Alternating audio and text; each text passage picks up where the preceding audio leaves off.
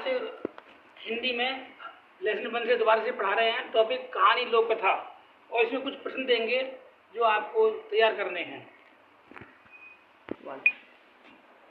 प्रश्न बनता है, विद्यार्थियों को कहानी पसंद होने के क्या कारण हैं?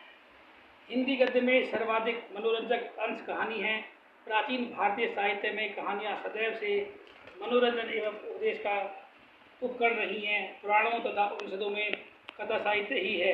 कहानियों में घटनाओं का सजीव चित्रण है। इसमें पात्र न्यूनतम संख्या में हैं। हिंदी कथा साहित्य में मुंशी प्रेमचंद का प्रमुख स्थान है। प्रेमचंद के अनुसार लेखक का किसी के जीवन में संबंधित उसके मनोभावों को प्रदर्शित करने का उद्देश्य होता है। उसके चरित्र, उसके कथानक तथा शैली उन भावों की पुष्टि करते हैं।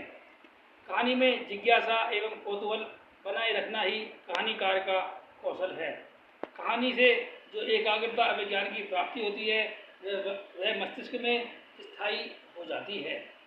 कहानी भाषा का एक साधन है। कहानी के माध्यम से नैतिकता की शिक्षा सहज ही सरलतापूर्वक प्राप्त हो जाती है। इसमें मनोरंजन व शिक्षा दोनों ही प्राप्त होते हैं। कहानी के महत्व को इन शब्दों में व्यक्त किया जा सकता है। कहानी से ज्ञान की वृद्धि होती है। कहानी शिक्षण द्वारा विद्यार्थियों का सर्वांगीण विकास करती है। कहानी अभिव्यक्ति सृजनात्मक तथा अर्थग्रहण का विकास करती है। कहानी मनोरंजन का एक साफ सुथरा साधन है। कहानियाँ विद्यार्थियों को गद्य पढ़ने के लिए उत्साहित करती हैं। कहानियाँ विद्यार्थियों में कल्पना शक्ति का विकास करती हैं। कहानी का शिक्षण उचित रूप से होना चाहिए।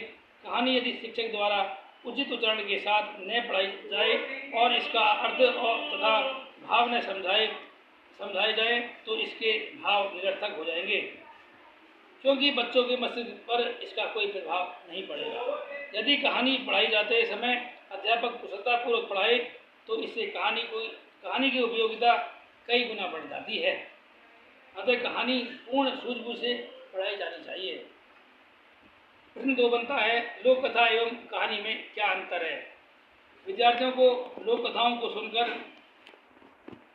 उनके मन को कहानियों के प्रति रुचि उत्पन्न की जा सकती है। किसी गांव की लोक कथा अथवा महापुरुषों की जीवन कथा को कक्षा में सुनाकर विद्यार्थियों को लोक कथाओं के प्रति आकर्षित किया जा सकता है। दैनिक समाचार पत्रों में भी कहानियाँ व लोक कथाएँ प्रकाशित होती हैं। विशेषकर रविवार संस्करण में विभिन्न प्रदेशों की लोक कथाएँ भी भिन्न भिन्न होती हैं। आकाशवाणी व दूरदर्शन से भी लोक कथाएँ प्रसारित होती हैं। लोक कथाओं के माध्यम से बच्चों के मस्तिष्क में धार्मिक तथा शिक्षाप्रद भावनाएं उत्पन्न की जा सकती हैं। रोचक प्रसंग की क्या विशेषताएं हैं? तो विद्यार्थियों को कहानी अथवा लोक कथा सुनाते समय किसी रोचक प्रसंग के बारे में कक्षा में जानकारी देनी चाहिए। इससे बच्चों के ज्ञान में भी वृद्धि होगी तथा कहानी व लोक कथा के प्रति रुचि एवं जिज्ञासा भी उत्पन्न होगी। रोचक प्रसंग का मंचन करने से बच्चों के मन में रोचक कहानी व नाटक के भावों में नए प्रसंग उत्पन्न होंगे। उन प्रसंगों को लेकर बच्चों को कहानी तथा लोक कथा की रचना करने की प्रेरणा प्राप्त होती है। इस प्रकार की उपयोगिता से बच्चे नए कार्यकलापों को सीखकर उसके उद्देश्यों को अपने जीवन में ढालने का प्रयास करेंगे। सुरुचिपूर्ण शैली में कहानी के संवाद बच्चों के मन में प्रेरणा उत्पन्न करने लगते हैं। प्रेरणा के इन स्रोतों द्वारा बच्चों के मन में तर्कपूर्ण भाषा के माध्यम से रोचक प्रसंगों का सस्वर पाठन कराना चाहिए। इससे बच्चों के चरित्र का विकास होता है, साथ ही उनकी मन शक्ति का भी विकास होता है, ताकि वे उच्च कोटि की शिक्षा प्राप्त कर एक आदर्श नागरिक की भूमिका निभा सकें। छोटे प्रश्नों पर आते हैं तो इस प्रकार बनाते हैं, बालकों को कहानी पसंद होने के क्या कारण हैं? हिंदी गद्य में सर्वाधिक अंश कहानी है। कहानियों में घटनाओं का सजीव चित्रण होता है। प्रश्न 2 बनता है, कहानीकार का प्रमुख कौशल क्या होना चाहिए?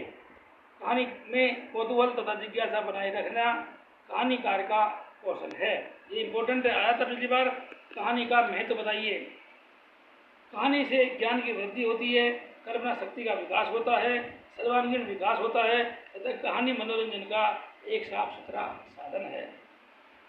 लोक कथा से क्या लाभ हो सकता है? लोक कथा के माध्यम से बच्चों के मस्तिष्क में धार्मिक तथा शिक्षाप्रद भावनाएं उत्पन्न की जा सकती हैं। ये था हमारा आज का लेसन 1 और मुझे उम्मीद है आप लोग सब ठीक होंगे। आशा ही नहीं विश्वास की है।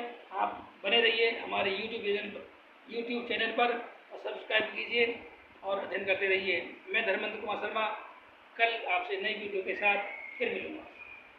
जय भारत, जय।